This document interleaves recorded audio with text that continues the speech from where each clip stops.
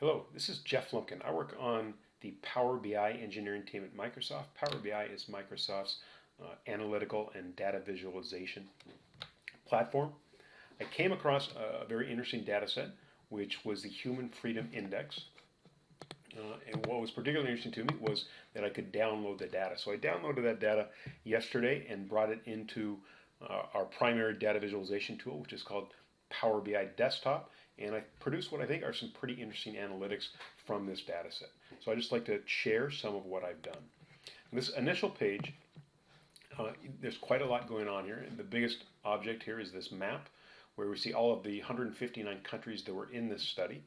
And I've colored those countries by the buckets where they scored on the Human Freedom Index. So countries that scored greater than 8 out of 10 total. I have a blue color. Those which are 7 to 8 are green. Scored 6 to 7 are yellow, and less than 6 are red. So right away we can see around the world where we have high scores on the HFI and where we have lower scores. The HFI is composed of two subcomponents. The first of those is personal freedom, and the second is economic freedom. The entire HFI study really focused on personal freedom. Economic freedom was brought in from a different study, but HFI is the unweighted average of personal freedom and economic freedom. Down below, I have a bubble chart where I have GDP per capita and human freedom. What's quite interesting about this, but perhaps not surprising, is the very strong positive correlation that exists between high GDP and high human freedom. If we select any region on this map, or on the bubble chart, East Asia for example, it's going to drill right into the map and we can see those countries which make up East Asia. And then jump to an entirely different part of the world. Let's pick Middle East and North Africa. And so now we're going to see what's going on across those countries. The next sheet is called GeoTime. Again, I'm using a map. This time I've just colored by the 17 different regions within the study. But now I'm looking at economic freedom, human freedom, and personal freedom across time. So going from 2008 to 2014. There is a gap between 2008 and 10. 2009 appeared not to be part of the study, or at least it was not included in the downloadable data. And down below, I have the three indices, along with the cut by either geography or by year. By selecting Europe, all the data will change just to reflect Europe. Similarly, we can select 2008 and see the data as it relates only to 2008. In this bubble chart, I have two different bubble charts. The first of these is personal freedom along the vertical axis, economic freedom along the horizontal axis, with the size of the bubbles being the GDP. We can look at this over time, so starting in 2008, and see what happens across those 6 years of the study. We can also drill down. So we want to drill down into, let's say, Southeast Asia. Now we're going to go down and see what happened within those Southeast Asian countries. I can come back up and just as quickly go down into an entirely different region. So I'm able to drill down very, very quickly. Similarly, with this bubble chart, I have GDP per capita and the Human Freedom Index. So again, this very strong relationship, and we can see what is happening across those 6 years. Down below, I've integrated data from the World Bank. So this GDP and population comes from the World Bank Development Index. And so I've integrated this right into the data model. The change in HF, meaning the change in human freedom, I think is a very insightful page. It's quite simple, but nonetheless insightful. So on the left side, we have a column graph which shows the change in the Human Freedom Index value from 2008 score to the 2014 score. So we can see which regions changed most positively or negatively. And then on the right side, we have the different personal freedom attributes which combined together make up the PF index. So the reason I like this is we can look at Central Asia, select Central Asia, and see which indices decline the most in Central Asia, starting out with freedom to establish religious organizations, political parties, professional organizations. And then scroll all the way down and see what increased the most, which was educational, sporting, and cultural organizations.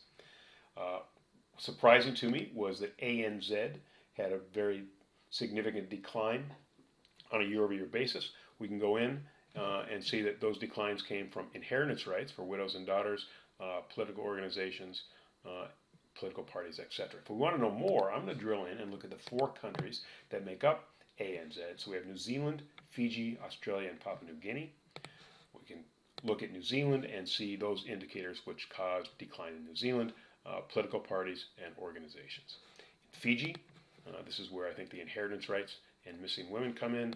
Australia looks like professional organizations, but Australia's decline, you can see, is much lower than is that of Fiji or of New Zealand.